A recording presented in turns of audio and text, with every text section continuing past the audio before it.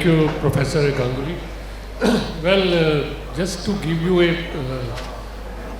point on what the professor said, I recently happened to do the project review of the people, of the students who are undergoing this program, and I was really impressed. This was my first interaction with them. I was really impressed with the kind of coverage they were making. So my compliments to the IEM for organizing this kind of a program, as well as the students who are taking serious interest in it. Only one more point I can just add here is that maybe some of the mentors which are available from the industries, if you can take use of them to take some kind of a support or help to these kind of students who are taking this course, that will be of great help. So this is one point just I want to say.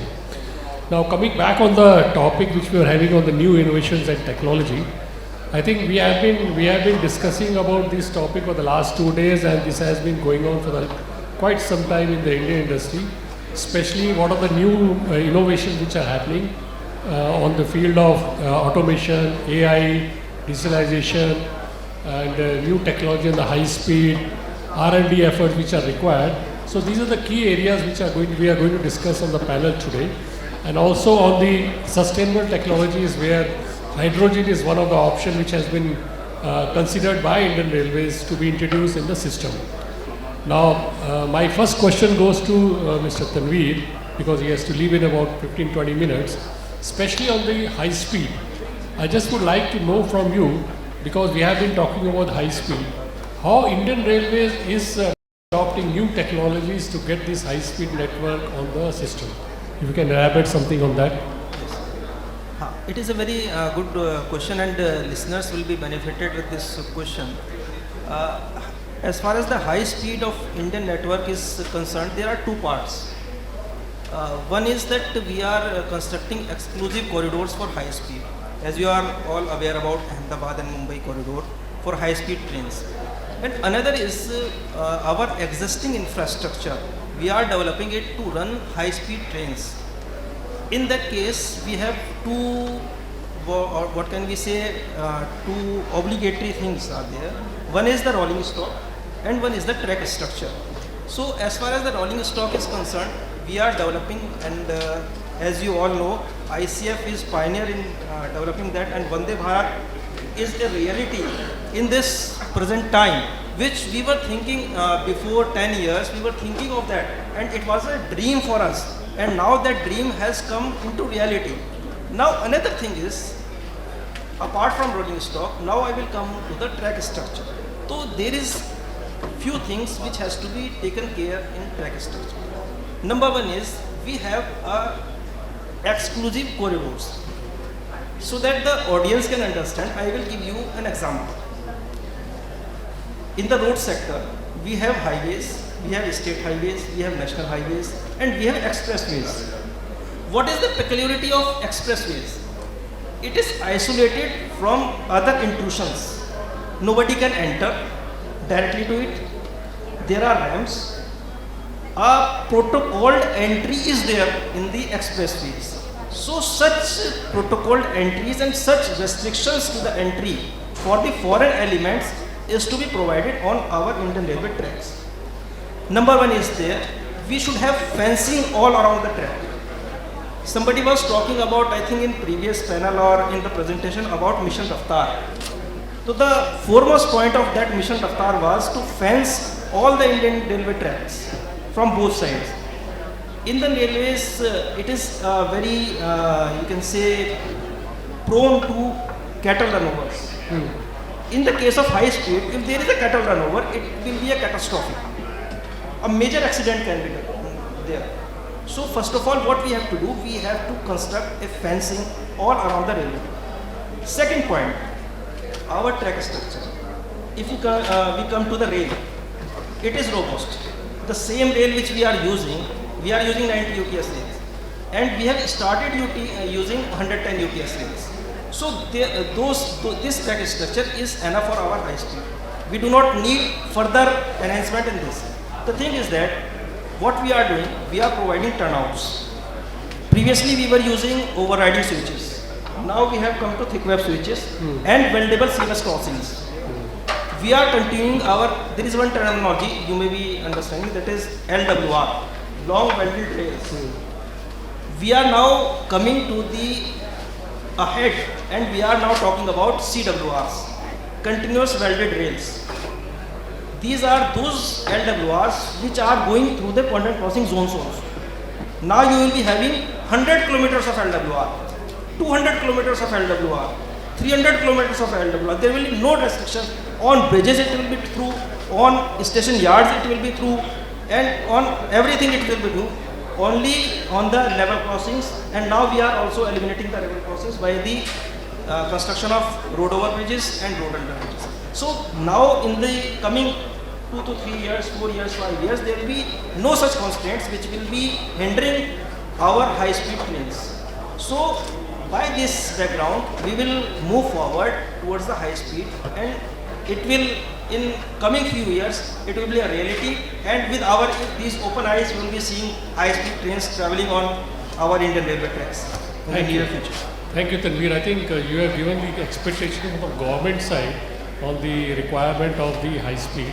Let me ask the industry man, Varun, how the industry is geared up to meet the expectation of railways for these kind of technologies?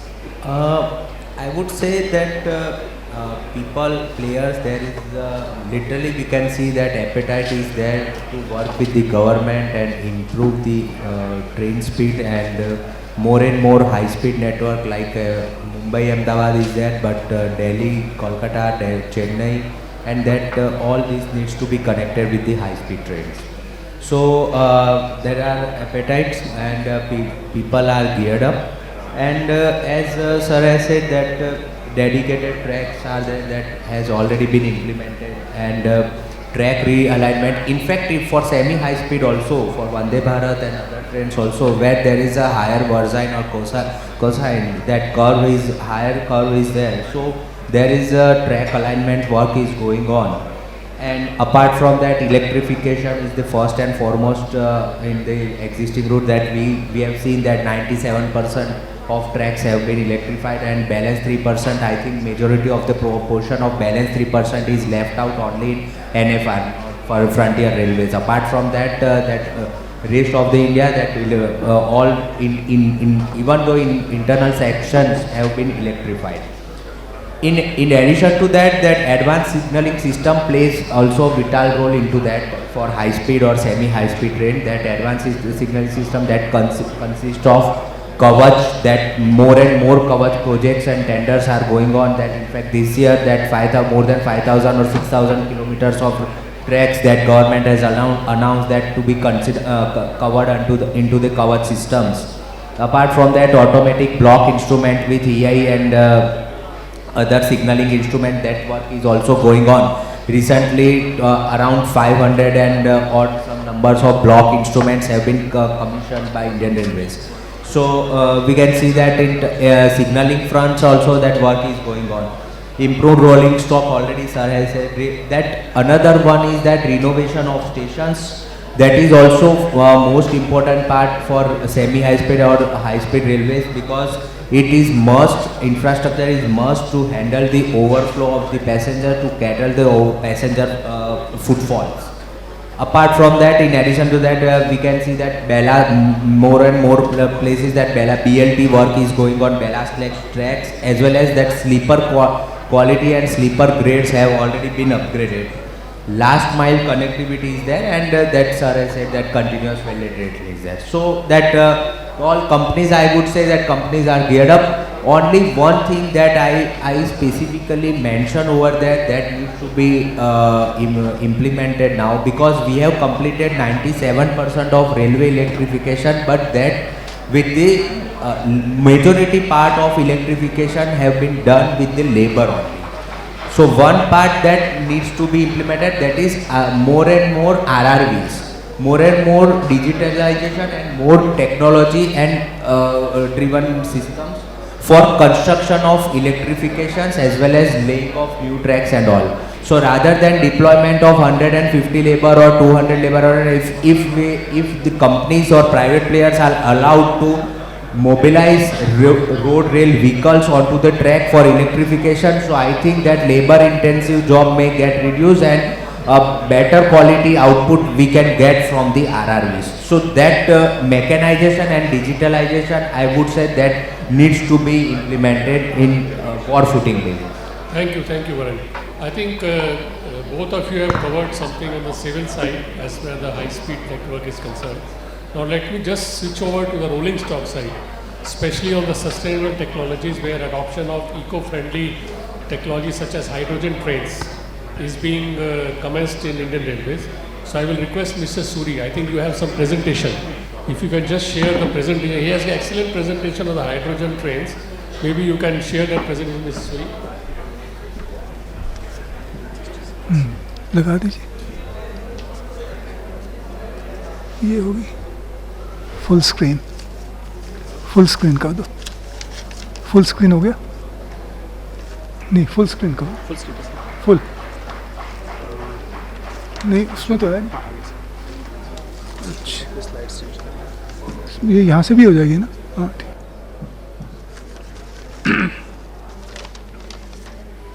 Dear co-panelists, all the distinguished guests, ladies and gentlemen, it's indeed a pleasure to be addressing you in this forum, and in the next few minutes I will fill your hearts with pride.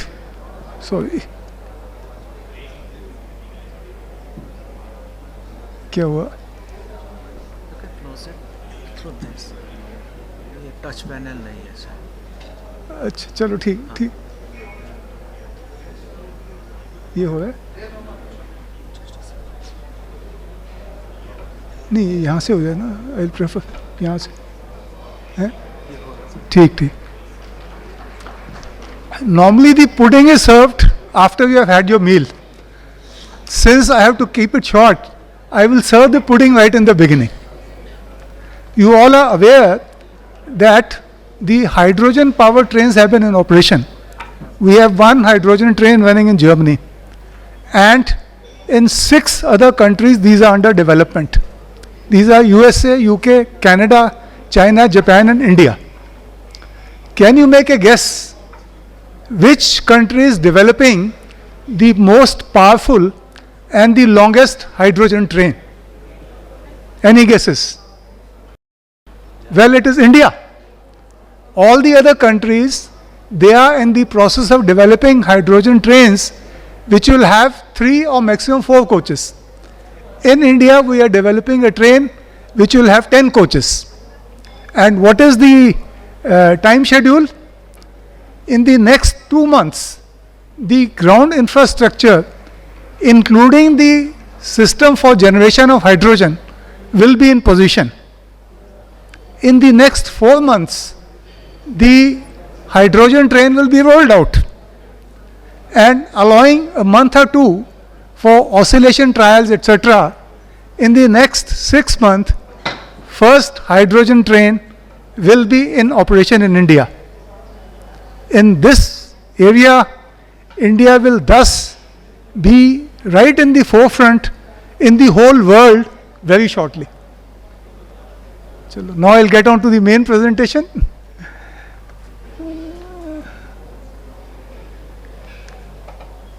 India has set itself the target to have net zero emissions by the year 2070. Of course, Indian Railways have set the target to become net zero by 2030.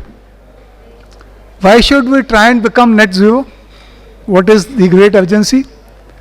The climate crisis poses a threat to every life on this planet. So therefore, we should do whatever we can do to mitigate carbon dioxide emissions.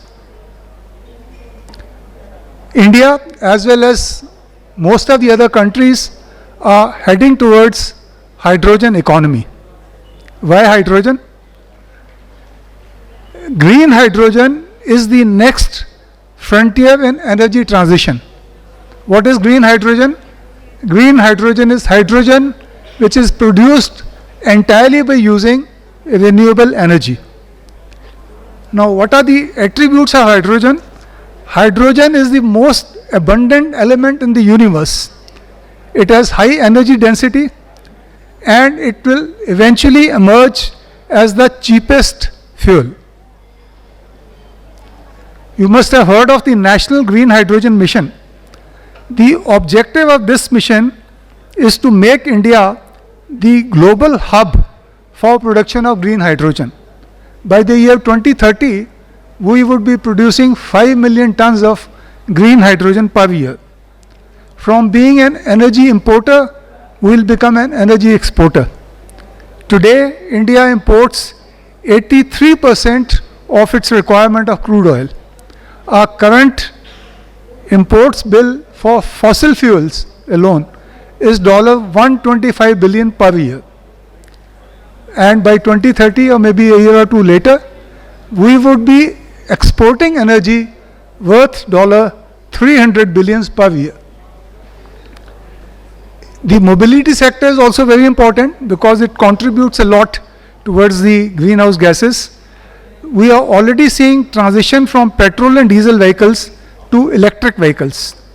And what is the future scenario? You may have all the vehicles powered by hydrogen. Hydrogen can be used in two ways. You have a fuel cell system. Hydrogen combines with oxygen to generate electricity. Alternatively, you can burn hydrogen as a fuel in an internal combustion engine. This is the slide showing a car which is running on fuel cell. At the bottom of it, you will see the fuel consumption. A diesel car, a moderate sized, may be giving you 18 kilometers per liter. A fuel cell car will give you 200 kilometers per kg of hydrogen. Today the diesel may be selling at about 85 rupees a liter. The cost of hydrogen today is around rupees 600 per kg. But it is expected that in the years to come, it will come down to 100 rupees per kg. So if the cost of hydrogen per kg equals the cost of diesel per liter, then it is much more efficient to use hydrogen than diesel.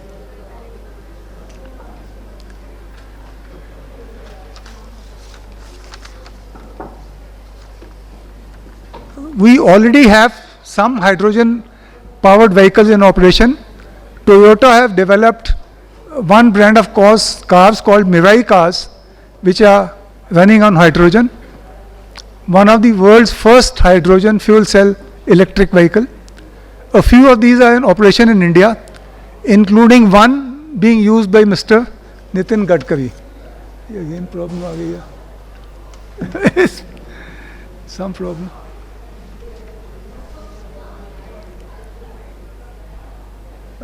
Okay.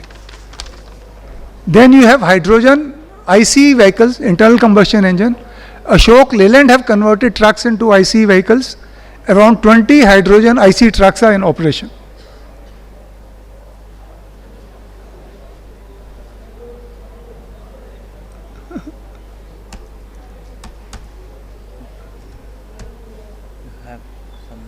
Chalo, theek, okay. This is how the hydrogen train will look, and this is the layout of a hydrogen fuel cell based this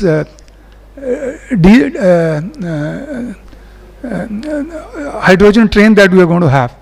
The cost of the project is rupees 120 crores. We are getting solar and hydrogen energy free of cost from Mother Nature. India is home to cheapest solar energy. It has abundant availability of fresh water, and it is emerging as a global manufacturing hub. India will build its future on renewable energy. Thank you. Thank you, Sudhi. I think you have given insights. If you have any questions, I will please. You have given insights of what's happening in Indian Railways. There are challenges worldwide when they want to use hydrogen as a fuel for the rail segment. I think there are different views on that, but I am pretty sure that in coming days the cost of generating hydrogen using as a fuel will be somewhere become economical. I think we have a paucity of time, but I think I have a common question for all my four panelists, especially on the new innovation and technology on the R&D efforts. worldwide developed countries almost spend 20-25% of the profit of the industry in the R&D. In India, unfortunately, this is not seen. So I think I will start with you, Professor. What are your views on it? How this can be improved? And what are the challenges which is faced by the industry? And what kind of acceptance level the government is going to have with these kind of R&D activities? And start with you, Professor. Thanks. Of course, the fact remains that our spend on R&D, our spend on innovation is one of the lowest in the world. Yeah. So forget about other Western nations. When we compare with the BRICS nation also, our share in R&D is one of the lowest. But then things are improving and we need to be optimistic about it. But last panel discussion, there was a lot of discussion related to Make in India. But then countries like China, how they are trying to go up the value chain, just to be assembler of the world, just to be being in the lower side of the value chain, we are not going to reap much benefit out of that. Just to give you an example of sold by Apple, which was sold in $150 MRP in American market, which was assembled in China. The poor Chinese assembler was getting only $6 to $7. China has realized that and it's trying to go up the value chain. That should be our focus area. But at the same time, when we were discussing about technology infusion in railways, or for that matter any sector, I think digitization, digital industry 4.0 has become almost synonymous to that. And then right from data-driven decision making to what kind of predictive maintenance, everywhere data has so much important role to play, which we have. We are generating tons of data day in and day out, but are we respecting it enough? Are we making some meaningful decision, or still our decisions are based on our whims or fancies? That's what the question we need to answer, right? Just in statistics we say, I'd like to draw an analogy. A person who is lost in ocean actually dies out of thirst. There's a famous saying, water, water everywhere, not a drop to drink. We used to say here, data, data everywhere, not a thought to think. Let us respect the data. Let us respect the importance of data analytics. And when we talk about Industry 4.0 today, the way world is changing. Just a small example, our internet protocol, which we were running IPv4, Internet Protocol version 4, where we have limited, IP addresses to be given. So it was mandatory for all of your organization to have your own server. Today we are directly moving from IPv4 to IPv6, Internet Protocol version 6, where we are going to have 340 into 10 to the power 36 IP addresses possible. So all your machines, all your system, all your people can have a unique IP address where you can track and trace, where you can filter the data, where you can take your decision based on the data which you are generating. Now the big question is, of course, filtering the data, reducing the data quantum, which of course the cloud computing is helping you out, which can help us to decide which data to go above, which only are statistically significant. Now I need not to be statistical expert. That is how the systems are coming up. That is where the importance of descriptive, predictive and prescriptive analytics, which has an important role to play. And when it's applicable to every sector, railway is also no different.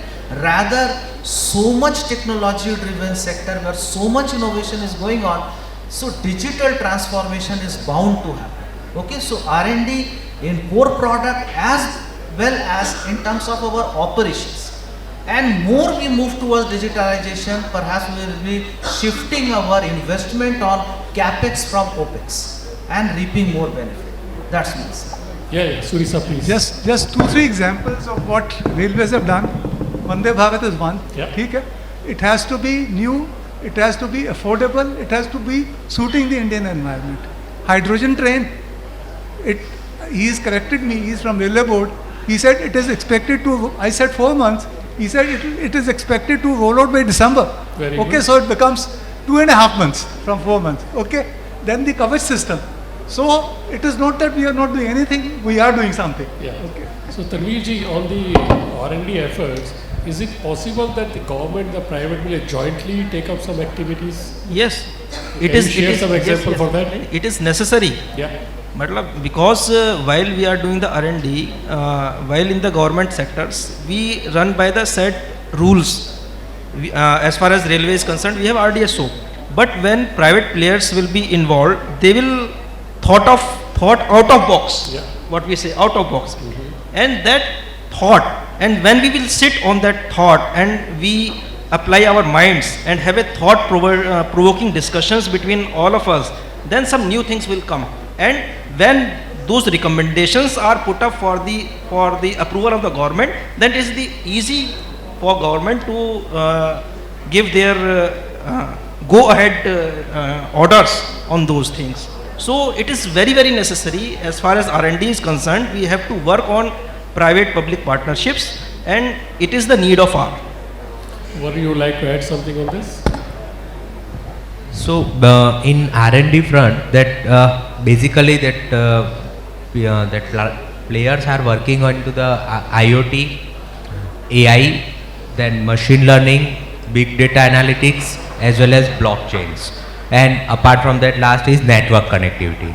So we can see that with the help of all these R&Ds and tools that we are working, so it helps us in increasing the efficiency, like optimizing the scheduling, predictive maintenance, as well as traffic management systems.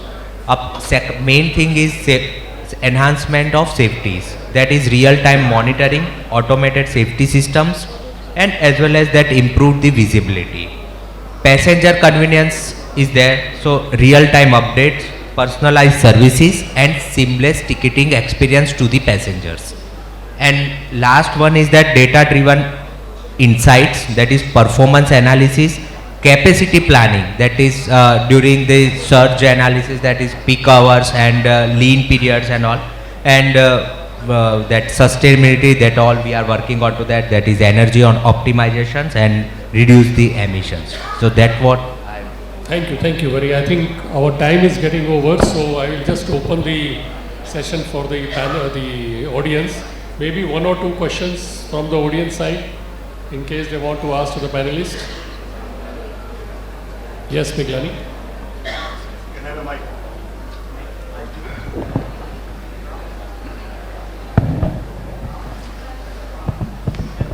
आपकी आवाज़ अच्छी है, आप बोल सकते हैं. So I have two questions to Mr.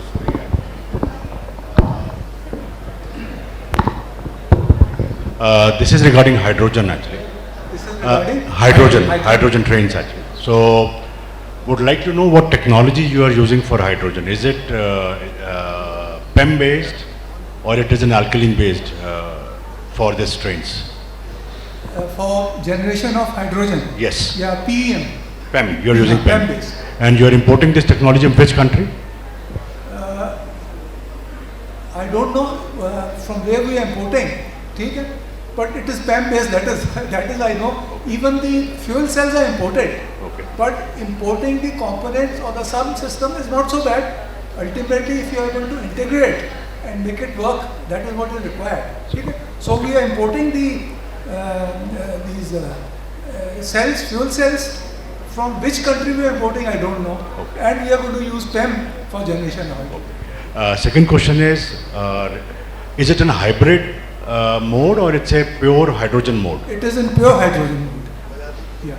Okay. So what you are saying that we will generate the power with these fuel cells to run this DMU? Will it be possible actually? It will, the total composition will be 10 coaches, out of which 2 will be driving power cars, both of them will be powered, and 8 will be trailing coaches.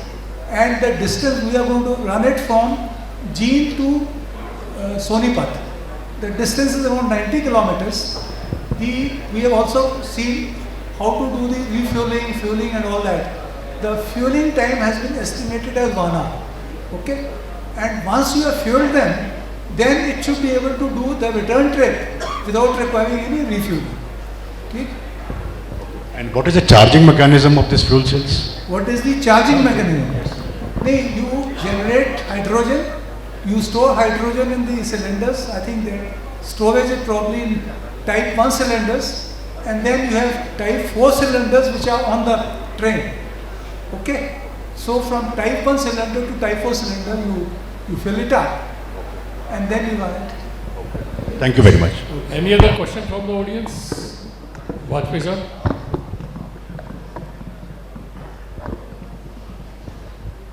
My question is to Mr. Tanvir. A very simple question.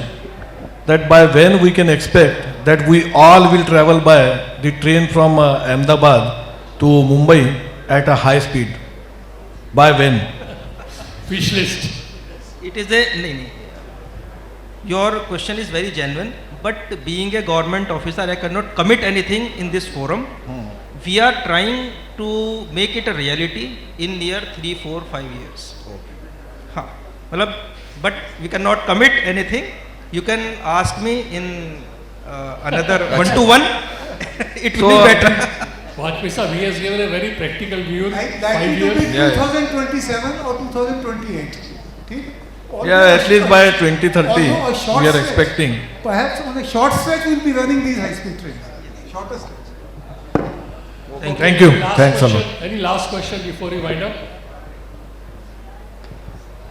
Okay, thank you, fellow panelists. One thing I want to Yeah, say. you want to Yes. say something? Yeah. I'll From invite. the quote which professor has said that data everywhere and not a point to think. So what we are doing now, we are droning in information but starving for knowledge. So this is, we have to think of it, that information is there, but to make it a knowledge, this is our work. Thank you, Tanvir. Thank you, panelists. Thank you to our esteemed panelists for the enriching discussion and for sharing your expertise with us. Your insights have truly added great value to our event today. Now, I would like to request Mr. Vinod sir to please present a token of gratitude to our panelists. I would request Mr. Vinod sir to please present a token of gratitude to Mohammad Tanveer Khan sir.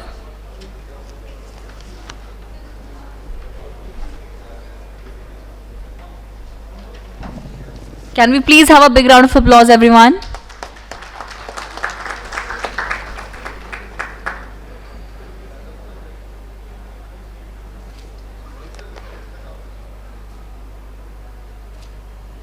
I would request Mr. Vinod sir to please present a token of gratitude to Mr. Surinder Kumar Suri sir. Can we please have a big round of applause, everyone?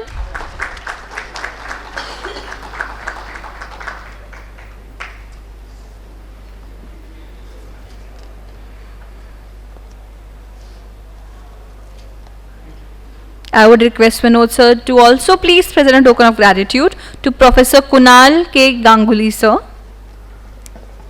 Can we please have a big round of applause, everyone?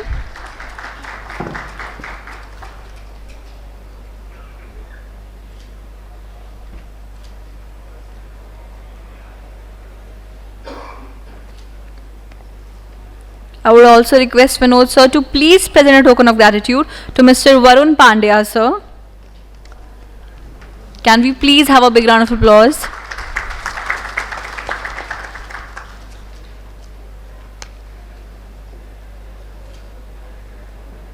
I would also request Vinod sir to please present a token of gratitude to Mr. Harsh Thingra sir. Thank you for being such a great moderator. Can we please have a big round of applause, everyone?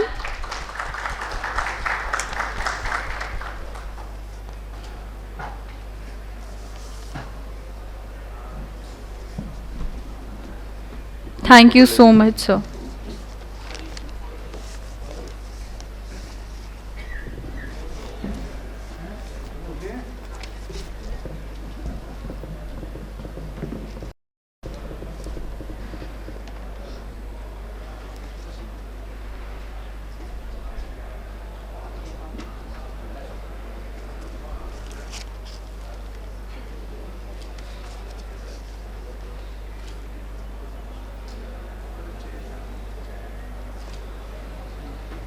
Thank you so much to our esteemed panelists.